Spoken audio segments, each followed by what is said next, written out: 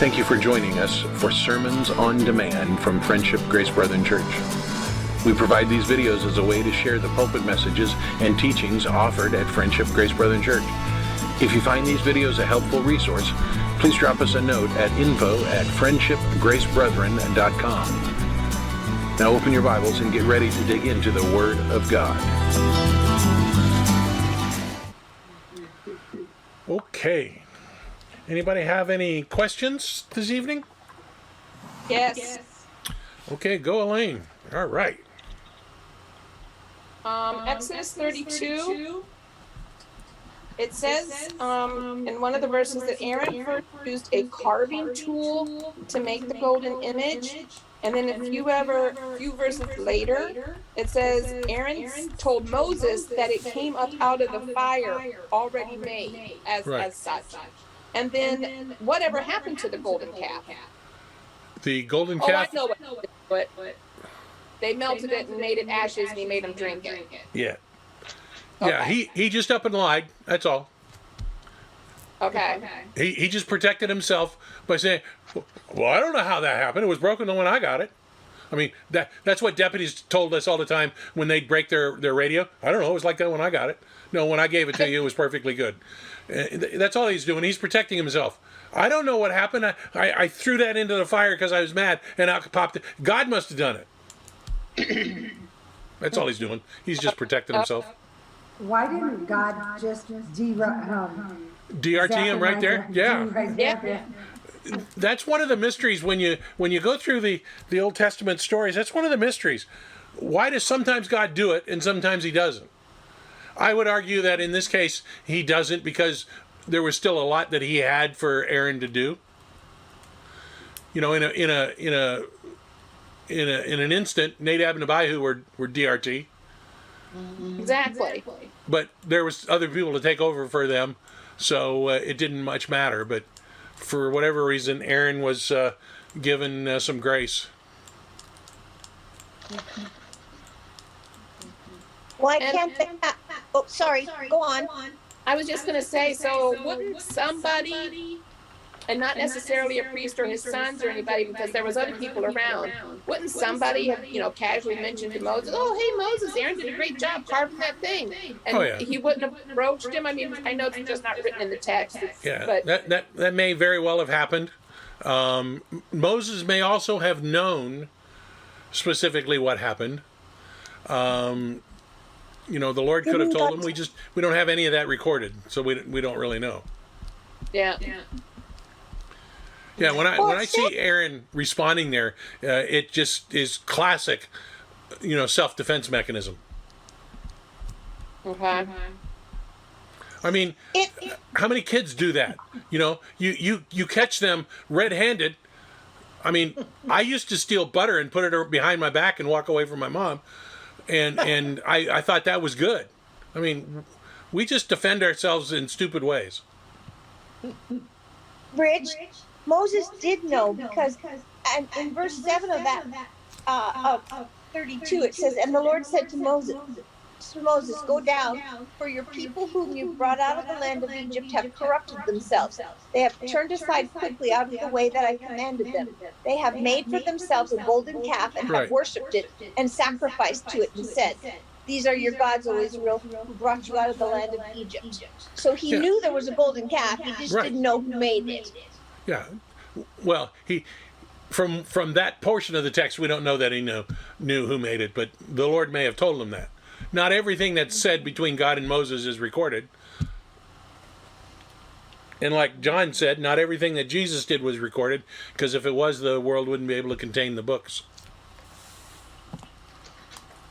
Why can't they use honey? What? Why can't they use honey? Where is that? Leviticus chapter 1, verse 11. Isn't that today's reading? Yeah, 1 through 4 today. So. No grain offering that you bring to the Lord shall be made with leaven, for you shall burn no leaven, nor any honey as a food offering from the Lord. Why not? I mean, leaven I understand, but honey? Honey makes alcohol too. What is honey? Bee pollen. It's bee It's poop. Bee pollen. Say it again, Ann. Well, bee poop. Right. Yeah. It is unclean. So it's unclean. And why do they need to use? Why do they always have to have salt? Well, it's. Thank you for sending that to me. I was playing around with Chat GBT. Have you heard of that? Chat GBT is something new that's attacking the world. It's an AI interface that you can give it a topic and it'll write a report for you. Colleges and universities are struggling to find ways to make sure that students aren't using this to write their papers, because it's artificial intelligence that looks at all the facts that it has in the database and then writes a paper on it. And so I was just playing with that when you sent that text, and so I put in sacrifice of salt. Here's what ChatGPT says. The sacrifice of salt in the Bible refers to the use of salt in offerings made to God in the Old Testament. In Leviticus 2:13, it is written, "Every grain offering you bring to the Lord must be seasoned with salt. Do not leave the salt of the covenant of your God out of your grain offerings. Add salt to your offerings." The salt was used as a symbol of the everlasting covenant between God and his people, representing the permanence and purifying qualities of God's relationship with them. That was a computer that wrote that. So it's absolutely 100% correct. What does salt do? Preserves. Preserves. So it was always a symbol of the preservation of life. And so the covenant of salt was an addition to the covenants where it was just a symbol of the permanence of what God had ordained. Where is it ever said before this? It is said in multiple places. I'm a dodo bird. Numbers 18:19, 2 Chronicles 13:5. I did my own research too. 2 Chronicles 13:5, Ezra 14, 4:14.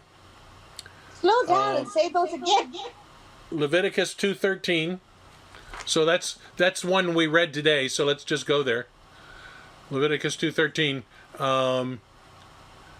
You shall season all your grain offerings with salt. You shall not let the salt of the covenant with your God be missing from your grain offering. With all your offerings you shall offer salt.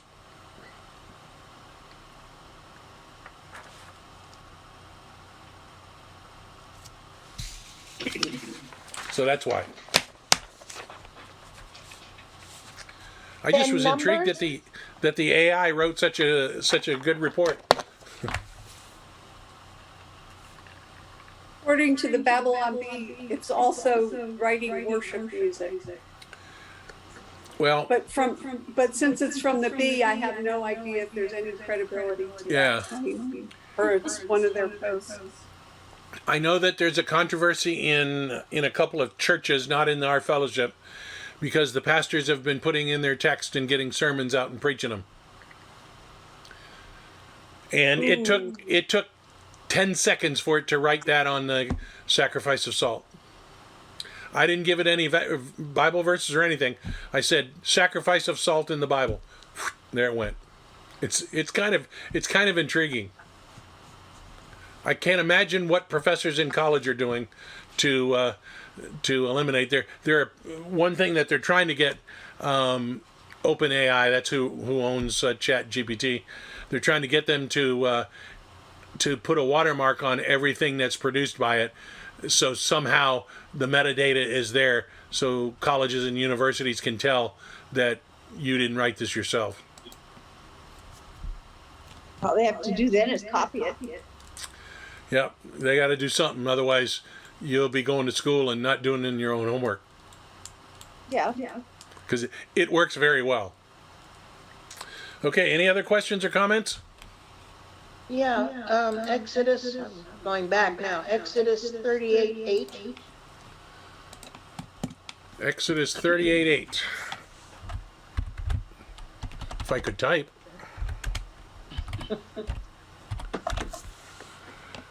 He made the basin of bronze and its stand of bronze from the mirrors of the ministering women who ministered in the entrance of the tent of meeting. Women ministering? Yeah, don't think of that as being priests. Wow.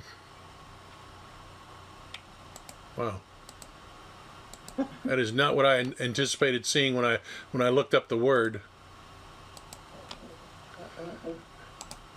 It's kind of interesting, actually. It is a word. I don't even know how to pronounce it. I hate those Hebrew words that don't have vowels. Makes it hard to pronounce. It is a word that has a range of meanings. To go to war, to fight, to be on duty, but its primary meaning is to fight, but also has ministering and serving. So when you start thinking of how women might be able to serve in a position like the temple, there was an awful lot of stuff that could be done, like prepare basins for foot washing, and prepare some of the food that needed to be prepared after the sacrifice, and so forth. And what we need to understand, we're going to talk about this in the tent of meeting, if we get that far tonight. This is probably not at the tabernacle. The phrase that's used there, let me go back to the verse, in the tent of meeting, which is where this was being held at earlier on in the passage, was probably the tent that Moses erected outside of the camp, where he and God would commune. And what we believe was going on is there were women from around the nation that would come in and bring supplies for Moses outside of the camp. What's Sandy shaking her head no for?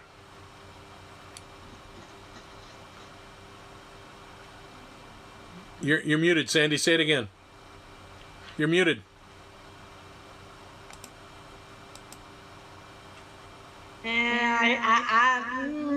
You're spinning one. No, I'm not. No, if I can swallow that. What, that women would actually bring supplies out to Moses outside the camp? No, that they weren't ministering. No, I'm not saying they weren't ministering. I'm saying they weren't priests. That I agree with. Yeah, they weren't priests. The word ministering, you go to the hospital and hold the hand of somebody that's going to have surgery and pray with them. What is that? Ministering. Yeah, absolutely. Women minister to Jesus. Right, absolutely. Yeah, I'm not using this as... And to Paul. Go ahead, Ann. And we do every time we do something around the church. Right. Cleaning or fixing them, helping to prepare for carrying or whatever. Right. That's ministry. Yeah, I'm not using this to say that women, to make a point that women can't have roles in the church. I'm not saying that at all. That has nothing to do with what's being discussed here.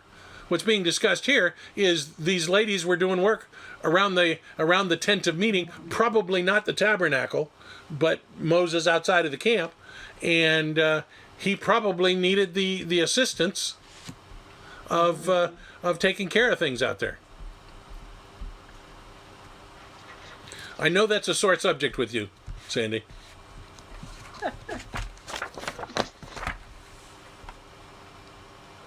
I'll just keep hammering on you until you get it.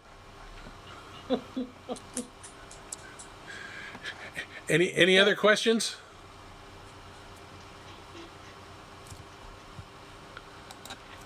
Okay, Can you then. shoot me what that AI said in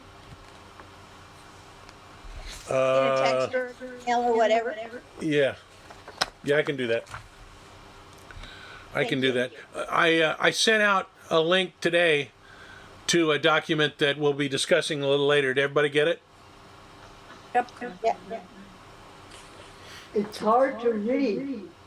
It's hard to read. What I didn't get was a link for tonight. Okay, it was in the I had same to type document. myself in. But that's under the picture, that Old Testament law division. Yeah. Yeah, I just sent it out so that you would have it in advance because we're going to discuss it, and I always go too fast for you to write, and this way you don't have to write because you'll have it. Okay, let's go on with our first question then. Where'd it go? Read Exodus 25, 10 through 22. How is the Ark of the Covenant different from an idol? What's the purpose of the Ark of the Covenant? So let's read the text and then excuse me, and then we'll discuss that. What was They the shall make text an ark again? of acacia wood, 2 cubits and a half shall be its length, and a cubit and a half its breadth, and a cubit and a half its height. You shall overlay it with pure gold inside and out. Shall you overlay it, and you shall make on it a molding of gold around it. You shall cast 4 rings of gold for it, and put them on 4 feet, 2 rings on one side, and 2 on 2 of it, and 2 rings on the other side of it. You shall make poles of acacia wood, and overlay them with gold. And you shall put the poles into the rings on the sides of the ark, carry them to carry the ark by. The poles shall remain in the rings of the ark; they shall not be taken from it. And it shall be put into the ark of testimony that I shall. And you shall put it into the ark of the testimony I shall give you. You shall make a mercy seat of pure gold, 2 cubits and a half by its length, and a cubit and a half its breadth. And you shall make 2 cherubim of gold, of hammered work shall you make them, on the 2 ends of the mercy seat. Make 1 cherub on one end, and 1 cherub on the other end. Of one piece with the mercy seat shall you make the cherubim of its 2 ends. The cherubim shall spread out their wings above, overshadowing the mercy seat with their wings. Their faces one to another toward the mercy seat shall their faces of the cherubim be. And you shall put the mercy seat on the top of the ark, and in the ark you shall put the testimony that I will give you. There I will meet with you, and from above the mercy seat, from between the 2 cherubim, that are on the ark of the testimony, I will speak with you about all that I will give you in the commandment for the people of Israel. Okay, so how is the Ark of the Covenant not an idol, and what is the purpose?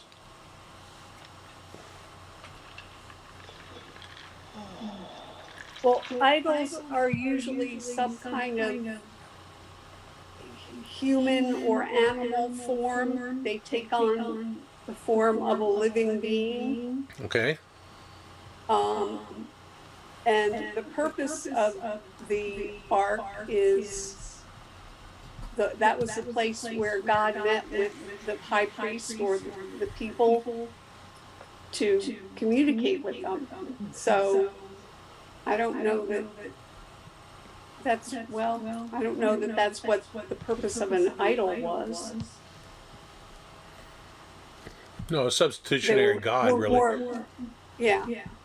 I always thought of them as kind of an appeasement. Every time I read about the ark, the design and construction of the ark, it's so ornate and so valuable. You know, even though, you know, they're overlaying the gold, so it's thin gold. We're not talking about pounds of gold, but we're still talking about quite a bit of gold.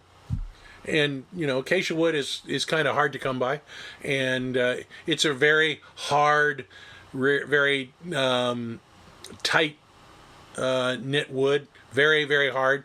Not quite as hard as Purple Heart, but next to it, and it's heavy. You've got a lot of expense in building the ark. Just the cutting of the acacia wood to make the box would be very difficult, especially without having power tools. You know, with a handsaw, you need very, very fine teeth in order to cut hardwood like acacia wood. Almost like a metal hacksaw type of a situation you'd need to cut that, and it would take a long time to make a box of the size that it was. And every time I read about that, I'm thinking, why did God make it so ornate?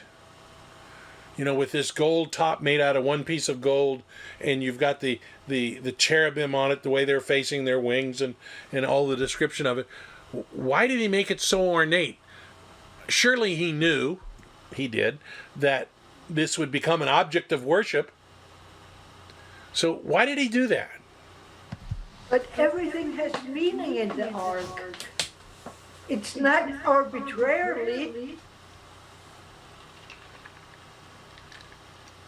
No? I'm trying not to say okay.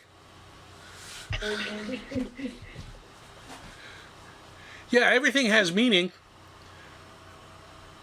Does the meaning change because it's now covered in gold? I'm sorry? God deserves the very best. Yes? Because it says fine linen, pure gold. Purple and scarlet. Yeah. And it was God directed, not human directed. Correct. That's why it's not an idol, but it became an object of worship. And to some around the world today, it still is an object of worship.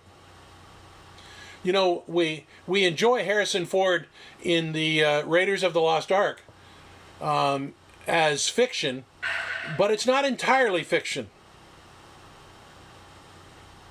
There was a unit of Nazis that actually looked for those things because of what they believed it could do. There are still today explorers looking for it, not to retrieve it, but to obtain the power of it. What kind of power do they think they will have? What we read about in the Old Testament. The protection from the ark as the ark went in front of the Israelites in the conquest. They interpret that as being power in the box when all along it was power in the God. Yeah. But they interpret it wrongly and are looking for it today. That's why the Philistines took it. Exactly. And why they ended up giving it back, because the power wasn't in the box, the power was in the God, and it went after them. Which is one of the funniest stories in the Bible. That's right. Yeah. That's why Dan Younger was convinced that in one of the jars in the Ark of the Covenant was the hemorrhoids.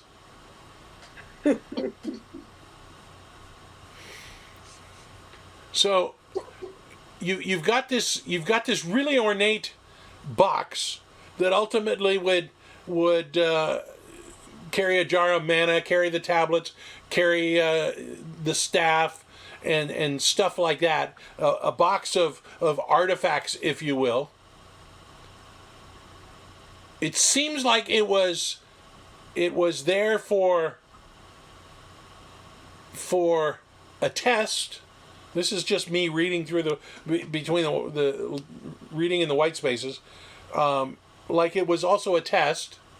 God had them make one of the most ornate, beautiful objects so that they don't worship it. It was the place he would meet with Moses and then the high priest. It was the place that their interface would happen. And that's what he intended for it to be, but it was a special, particular place. The cherubim on the cover of the box indicated the presence of the Lord. The psalmist in Psalm 99 says that the Lord sits enthroned on the cherubim. So the psalmist was giving us a picture that the mercy seat, as it's described, was as Ezekiel would call it, the mobile throne of God.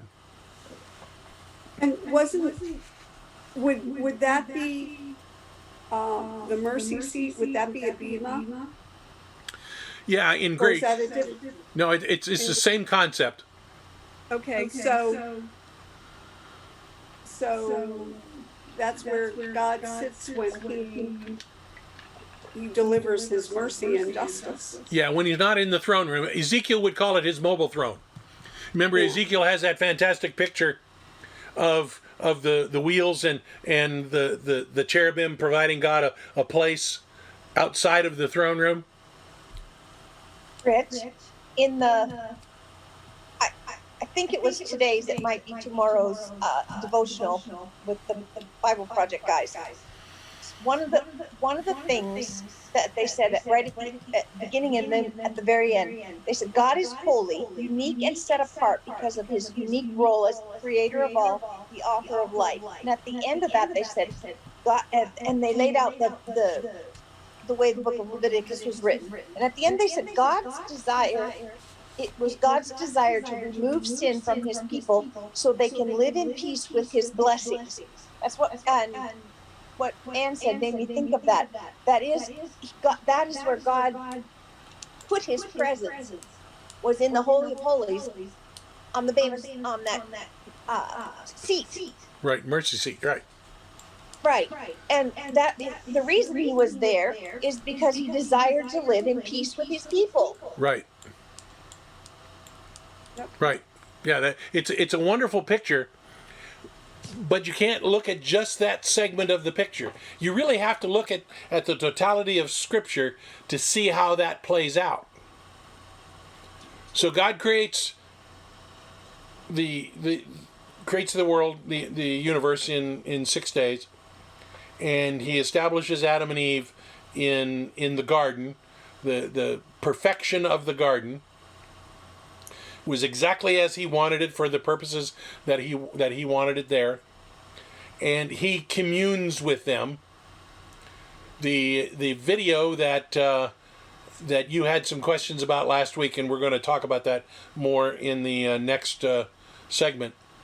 In that video where he's talking about how the dimension of heaven and the dimension of earth, and I'm going to use that word dimension. I don't know that that's how we really want to describe heaven and earth, but for the purposes of the discussion, like the Bible Project was stating it, the dimension of heaven and the dimension of earth at one time overlapped. The spiritual world and the physical world overlapped without problem.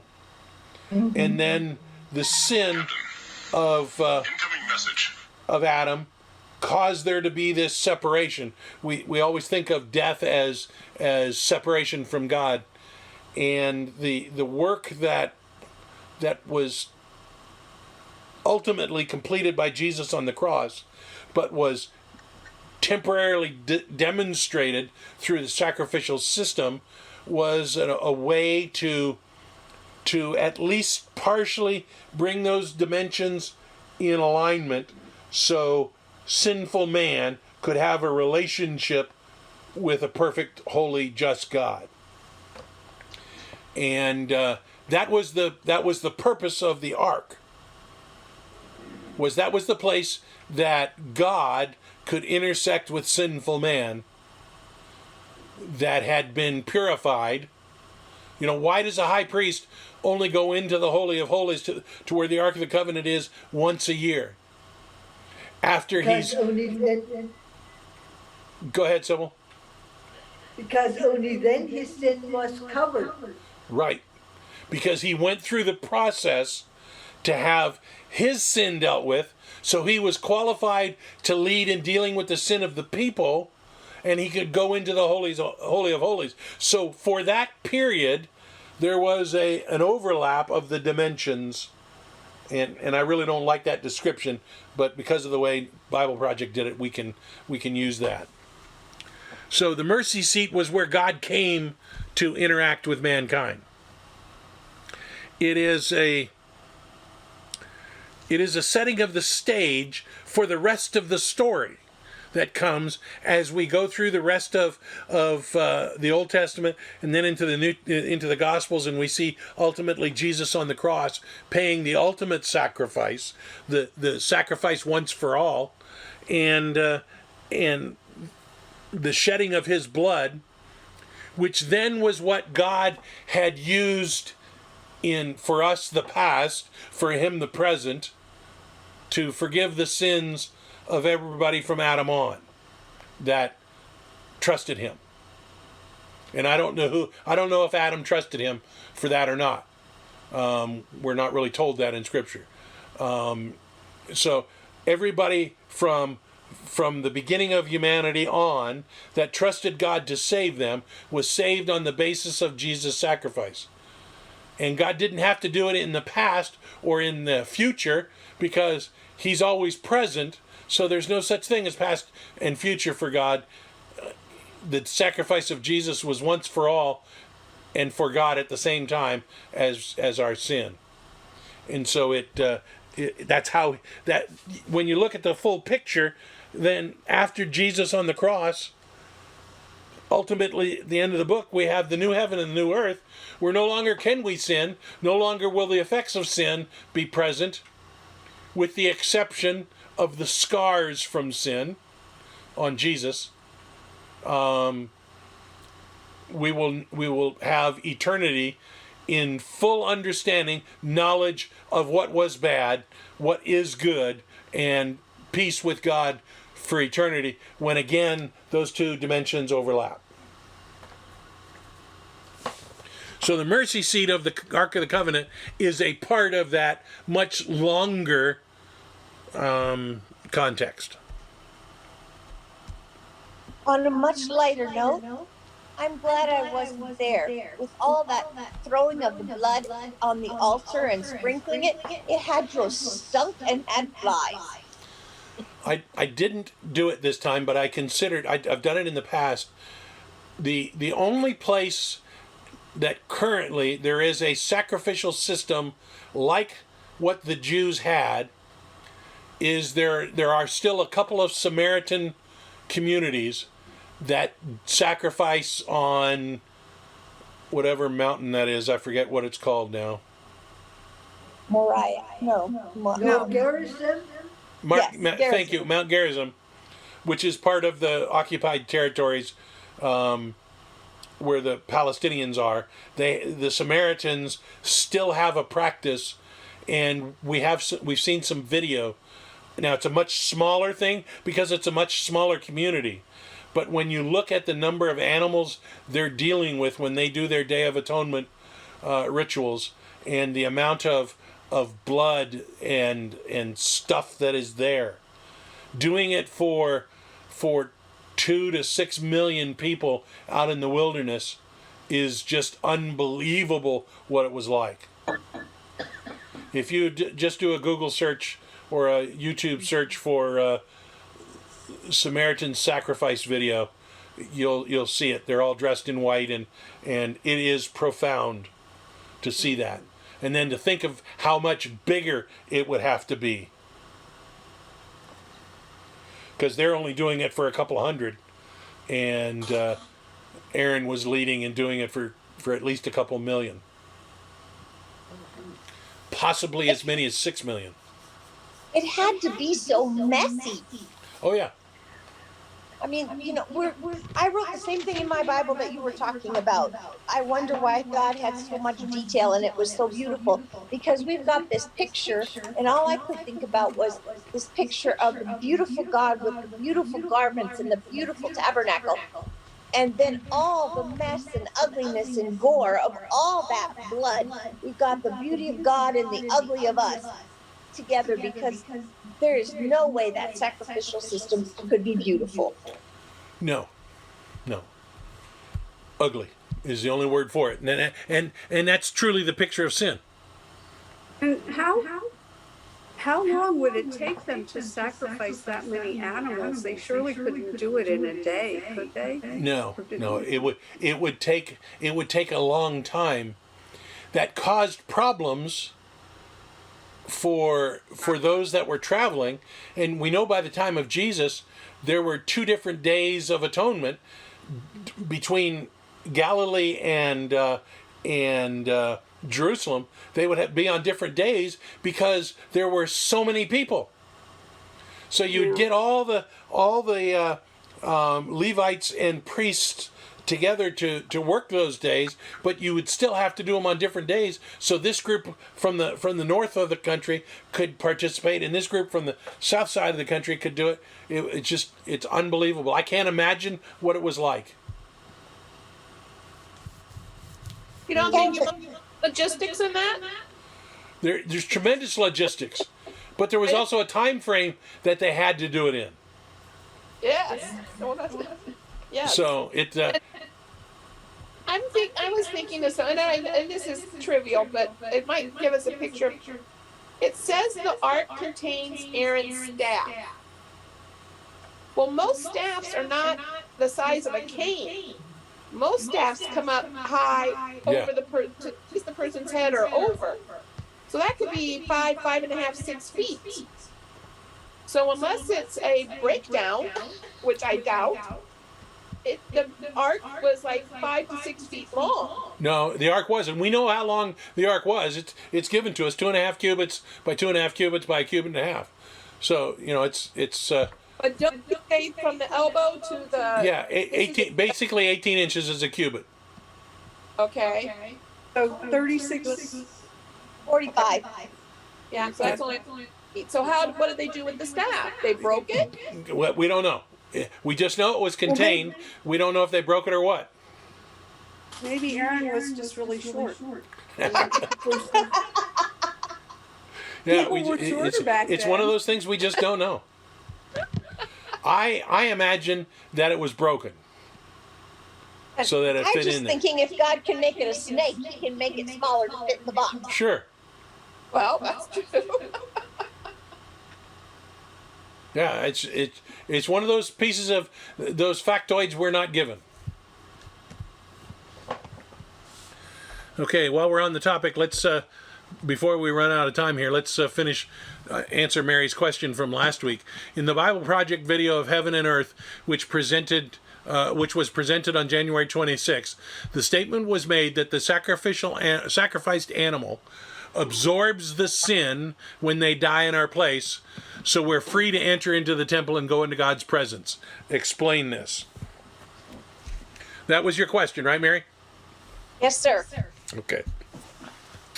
So I watched the video several times in order to get an idea of exactly the context of how they were using the choice of the words absorbed sins. I think, first of all, it's a poor choice of words because of what we conjure in our mind from that word absorbs. And when I look at the teachings, the teachings in general of the Bible Project, and Tim Mackey in particular. Tim is the guy that writes most of their Old Testament material. He has a PhD in Semitic languages. He's a professor at Western Seminary. A pretty solid guy in Hebrew. And when I look at the totality of his works, he recognizes sin was not dispensed with by the sacrificial animals. They received no grace from those animals. And so you have to go back to what he was illustrating. And again, he was in the midst of talking about those two dimensions, the dimension of God, of heaven, the spiritual world, and the dimension of earth, sinful man, and how they used to overlap, and then Adam's sin forced them apart. And so he was using absorbs in a way to describe the removal or the covering or the displacing. All of those words are good uses for the word that is used in the original text. When Azazel is talked about. Remember, on the Day of Atonement, the high priest would have 2 goats brought in, and the high priest would cast lots, and on the goat that the lot fell on, he would put his hands on the head of the goat and symbolically transfer the sin of the people into that goat, into Azazel, and cast it out of the camp. So you have this symbolic fleeing of a goat taking the sins of the people out of the camp. So the camp was, at least at that time, holy again, and God's presence could be there, at least on the Day of Atonement. And he's using the term absorbs in that same way. Were the sins of the people of Israel, of the Hebrews, actually on that goat as it left the camp. No. It was a picture of how God removes our sin from us. And in that way, Ken Mackey was using that, or I'm sorry, Tim Mackey. I know a Ken Mackey. Tim Mackey was using absorbs to say that the sin was taken and man was again free to step into that overlapping space. He recognizes sin was never dealt with by those sacrifices. Now, I'm going to argue that the majority of the church does not recognize that. I think if you go to most every church in the country and ask them how Old Testament Jews were saved, they would say they were saved by the keeping of the sacrifice. Nobody was ever saved by the sacrifice. Paul tells us that. Right. They're always saved. They've always been saved by trusting God to save them. And they prove their trust in God by performing the sacrifice. So I think Tim had a poor choice of words. Thinking about it, I don't know what he could have used, because we use the word covering in the same way, and it is just as poor theologically. So sins are never removed or covered or dispensed with by the blood of the goats. So Thank you. I appreciate that. That word just really hit me like that can't be right. yeah, and really, I think if you could have a one-on-one conversation with Tim, I don't know him, but if I sense from the way I see him in these videos and the documents I've read from him, if you asked him that question, that he would explain that in much the same way. That's I don't good. like the picture of the dimensions, but I also don't have a way to explain what the spiritual world is, what heaven is, and what earth is. I think I am devoid of symbols that would allow me to properly explain it. So dimensions works, but I think it doesn't go far enough, but I don't have a better solution. I did some studying on this over the last couple of weeks, and how the spiritual world and the physical world, the God's world and our world, how they intersect, I can't explain. But I know that in several occasions in Scripture, we see God peeling back the curtain and allowing man to see into the spiritual world. And he does some pretty fanciful things in doing that. So it's co-present with us, but not the same as us. And so I'm at a loss to really explain it. And I think dimensions works. I get the wrong impression at first, and I have to force myself to think of it in a different way when I think of dimensions. Besides, the Fifth Dimension was a good music group. That's an oldie. Well, yeah. That's a goodie. Okay, I'm gonna ask one more question because I think we need to. It fits right along with what we're talking about. So let me get to it here. Why did God prescribe sacrifices to be without blemish?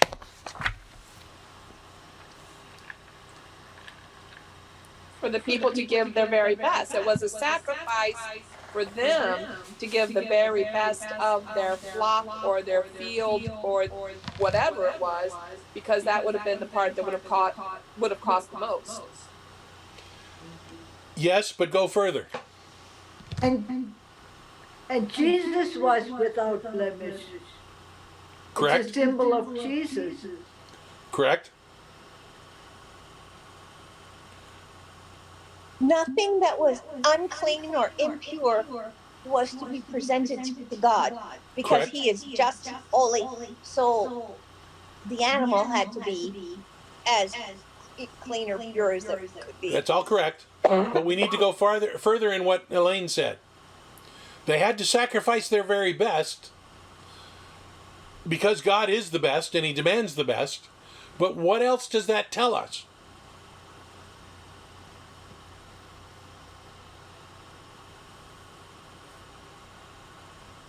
God wanted them to depend on him.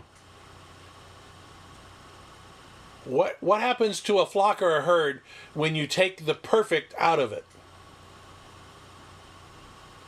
It Then the flock reproduces less than the best, right? Right. So by removing every year, removing multiple animals that are the best of your flock, what are you doing? You're depending on God to give you good flock. Not only is it a statement of worship of God by giving him the best, he deserves only the best, it's also a statement of, I've got to depend on you because I just killed my best bull. And now all the babies I have are not going to be as good unless you do something about that, God. Hadn't thought about that. That's a good thought. Somehow Everything reflect- that God set up for how the Hebrews lived was so that they depended on him. Well, it's kind of like Jacob. Yeah. I That's mean, exactly what he did. He picked the best for him, made sure that they got spotted or not spotted, whichever way it was, so that his flock was much better. But God did that because you can't guarantee that a sheep or a goat is going to come out spotted or not spotted. Well, he figured that out. He put certain kind of branches in their water. He drugged them so that only certain ones would be born. His husbandry tactics were pretty good. But he also had I'm more God's likely to help. give God the credit. Say it again, Sybil. He also had God's help. Sure, absolutely. But all of these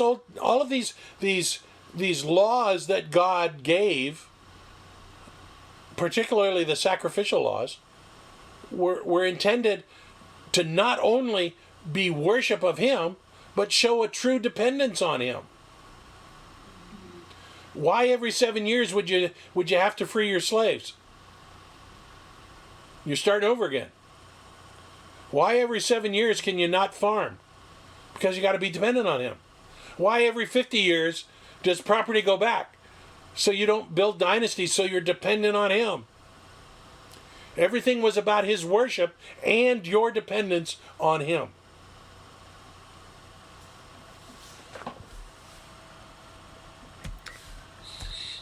That is cool. How So about that? did David and Solomon keep that? Well, here's the reality. Almost no one did. The year of Jubilees was almost which was every 50 years, was almost never celebrated properly. The 7-year was almost never celebrated properly, the Sabbath year. And the Passover was almost never celebrated properly. So Josiah, the child king, celebrated it. right. When we read in the minor prophets, all of the cursing, that's not the right way to say it, all of the punishment that God was dishing out on Israel and then on Judah, it wasn't just because they were bad actors, it was because they didn't do what they had promised to do. It was the law. God had said, you're going to do these things in perpetuity. And that was one of the questions I was going to talk about. Why I believe that New Testament Jewish Christians remained Jewish practitioners was because God had instituted these sacrifices and these laws in perpetuity. As long as they were in the land, as long as they had the ability to sacrifice, they were to do that. Nothing about the cross abrogated that. And they just didn't do it well. Okay. Any other questions or comments?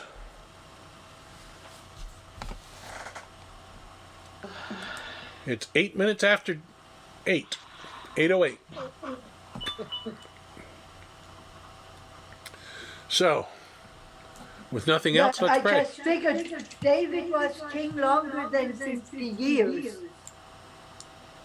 No, David was king 40 years. Right. Each of the three unified kingdom kings was a king for 40 years. But if he was anointed 1025, and if he hands over the reins in 961, no? I'm looking for my charts.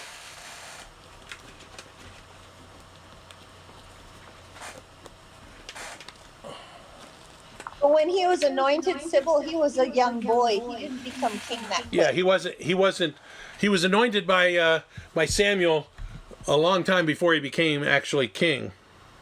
Okay. Let's see. David became king in 1011.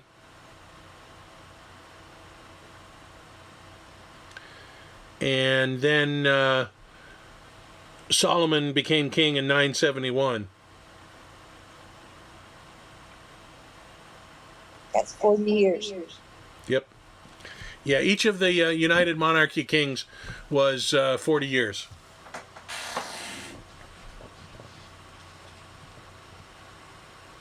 But you're right, Sybil. He was anointed king by Samuel way earlier. And that was the problem that Saul had with him. And even after he had been anointed king and Saul was chasing him, David refused to go after Saul because he said, I'm not going after God's anointed. But actually, Saul, I mean, I know he said that, but actually Saul forfeited it. And in one sense, the minute he got anointed, he became the king. It was not a pre-anointing or whatever. Well, he was anointed king, but he wasn't inaugurated king until after Saul died. Okay.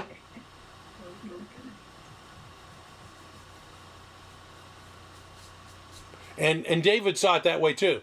He wasn't going to go against Saul in order for him to be king. He knew he'd be the king, but he wasn't going to take Saul out so he could be king. He left that up to God. Thank you for watching or listening to this teaching on demand from Friendship Grace Brethren Church. Please consider sending us an email at info@friendshipgracebrethren.com to let us know how this teaching may have helped you. Please also consider joining us in person at Friendship Grace Brethren Church, located at 10251 Metro Parkway, Suite 116, Fort Myers, Florida, just south of the intersection of Metro and Colonial Boulevard.